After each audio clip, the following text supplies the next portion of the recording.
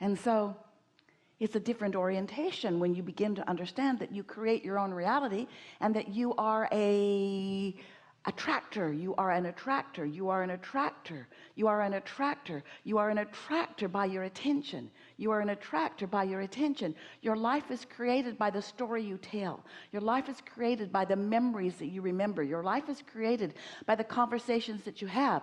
Your life is created by how you feel about things. And you have the ability to feel differently than you do if you want to, just not all at once. Because the law of attraction, while it is your very best friend because of its consistency and because of its power, it also will give you what you believe. And so as you believe something, law of attraction gives it to you, and then you say, see, I knew it was true. And we say, but that didn't have to be true. It's only true because you made it true for you. Well, I saw it happen to a lot of other people, so I began to suspect it might be true for me too. See there? See how it works? So we know it isn't easy to hold thoughts that are different in a world or in an environment that is thinking things, but it's why you came to this leading edge. You are brilliant creators here in this new environment, new in every moment. This combination of beings has never been before unto all of the universe. We are unique here today. And so as you find something that you can focus upon and you feel your way to clearer and purer and less resistant thought, you're going to discover in that clarity of thought, which means in that resistance-free thought, you're going to discover elation and joy and productivity beyond anything that you have ever experienced before. It's only about you personally wanting enough to feel good that you're willing to reach for better feeling thoughts. You're willing to clear your mind and start new again, that after a good night's sleep that you focus a little more deliberately on things that feel better. And the most important thing that we would like to awaken and activate within you today is your personal desire to feel good. Because when that is active within you, your personal desire to feel good, when you haven't given up on that, when you still want to feel good, then you can guide yourself to those awarenesses and observations that will help you to feel good. And when you do, you clarify your vibration, your point of attraction becomes non-resistant, and when that happens, oh, so many wonderful things begin to flow into your experience. And the thing that is so wonderful about that is you get to watch, you get to witness your clarity turning into experiences and things, thoughts turning to things, thoughts turning to things. That's what you came here for. We want to start just briefly by getting you to consider some things, and then we want to open the conversation to whatever you want to talk about. The other day, yesterday, Esther was waiting in a boarding area to get on an airplane to come to see you, and she was sitting very near a woman who was on the telephone having a very loud and unpleasant conversation with someone. Seemed like it might be her daughter. Seemed like it from the words that Esther was hearing. And Esther tried not to focus on it, but it was very loud. And Esther thought about moving, but it was very interesting.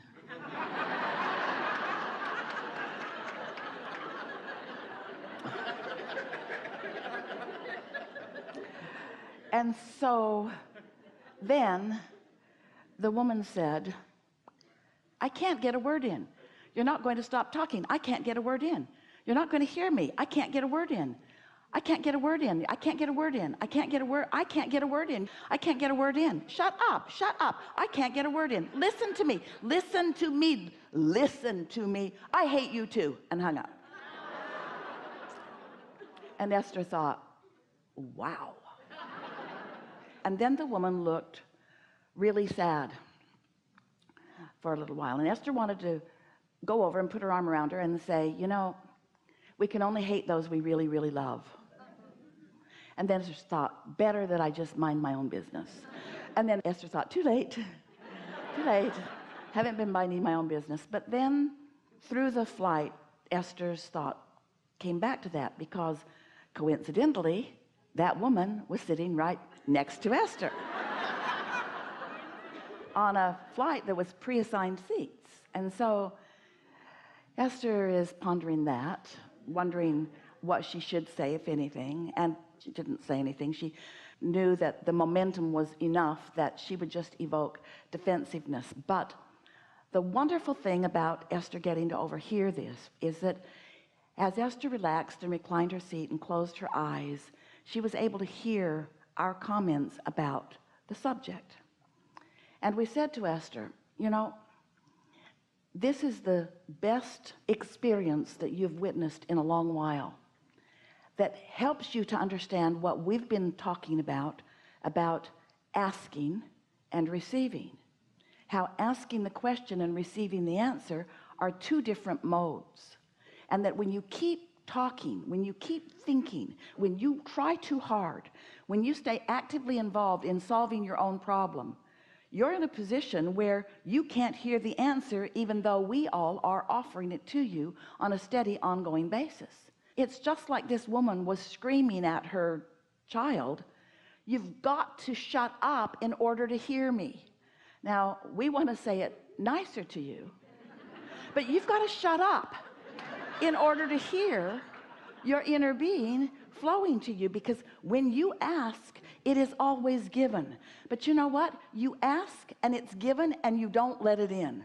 And you know why you don't let it in? Because you're so looking at what is and arguing for your limitations, or trying to explain why it is like it is, or justifying it. In other words, there's not a great expectation on the part of most humans that when they ask, it will be given. Someone should write a book about that. When you ask, it is given. Step one is you ask, and life helps you to keep doing that. And step two, it is given. But step three is you've got to be in the listening mode. You've got to be in the receiving mode. You've got to practice the art of allowing.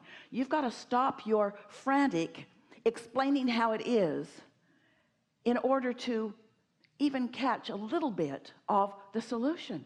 Now, this mother had wisdom that she was offering, and her child even believes in the wisdom of this mother sometimes. But when you've got the vibration of a problem so active within you, that's why Esther didn't say anything. The problem was so active within her. Esther knew that anything that she might say would not be received. It couldn't be received under those conditions. This woman needed a good night's sleep, or a lot of drugs or something. In fact, Esther thought, you need drugs. And then she heard the woman call her therapist and ask for a prescription to be refilled.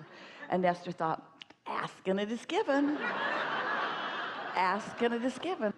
So, what is it you are wanting to talk about? We're eager to talk with you about anything that matters to you. Nothing is off limits. When we find you, it's because you will be a good representation of what people in this room are asking about, and so it's going to be a wonderful unfolding today. Just relax and enjoy. Thank you. That's just the only way that I can open it. I have a lot of questions, probably like a lot of people. You'd be surprised at how most of your questions are all the same. Yeah. They're about different subjects, but it's the same question. Yeah. And that's fortunate, because we only have one answer. Great. So I found for myself that, you know, my emotions vacillate. Based upon what you're focused on. Yeah. So my focus vacillates. Is that what you mean? Say that one more time, sorry. My focus vacillates. Yes, it does. My focus vacillates because I don't stay focused on anything long enough to gain enough momentum. Yeah. And that's a good thing when it's unwanted things, because that way I'm fickle and nothing really gets a hold. Yeah. But when it's things that I care about, my vacillating focus doesn't serve me very well. Mm-hmm. Next. Thank you. I love you. I just need to say that. I find myself often in a state of overwhelmment. Well, let's just briefly, this will be very brief. Overwhelmment is asking for more than I'm allowing. Overwhelmment is a whole bunch of unresolved flowing. It's a bottleneck. Overwhelmment is a bottleneck. It's because I'm asking and asking and asking, but I'm not receiving, and so my valve isn't open and I'm not letting the resolutions happen. That's all that it is. It's not too many subjects. You could focus on so many more subjects than you ever do. And if you're in a state of clarity and expectation, Esther said to a driver yesterday, she said, I have this saying and I say it all the time to myself. And he said, what is it? And Esther said, things are always working out for me. Things are always working out for me. And he said, and they are. Look, you got me. Things are always working out for me. Things are always working out for me.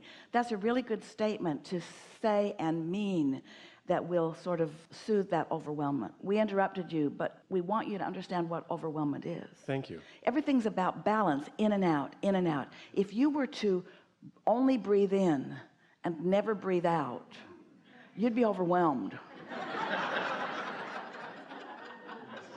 The other way works. If you were to only breathe out and never breathe in, there'd be a shortage consciousness there worth talking about, wouldn't there? Yes. Yeah. Absolutely. So it's balance, in and out. Got it. Thank you. I guess part of my question around this is I occasionally have taken medication, drugs to actually work with that to balance my seam of overwhelmment. No, you don't balance your overwhelmment. What you do is mute your ability to know you're overwhelmed. Oh, got it. Yeah. Yeah. What happens? Which is not altogether a bad thing, because feeling that frenzy isn't good for you either. But it's like putting a Band-Aid on a gushing wound. It's really not the answer. Well, what happens to asking when you're in that state of what a drug or anything kind of puts you in? What happens to asking? Ooh, that's the best question anyone has ever put to us. What happens to asking? It gets bigger and bigger and bigger. Because once you ask, we've demonstrated this, you've all heard it and watched us do this. So when life causes you to know what you don't want, you know what you do want, and you emanate an asking, a vibrational request. And it moves forward into this vibrational atmosphere that we want so much for you to accept the reality of this vibrational reality that we call it the vortex. Wrote 2 books about it so that you would accept its existence. Life causes you to ask, even if you don't use words. When life causes you to ask, you emanate a request that Source answers. And the fact that Source has now answered the request, meaning Source is giving undivided attention to your request. That's your inner being. That's that soul, Source part of you, focused relentlessly, never-endingly upon what you've asked for.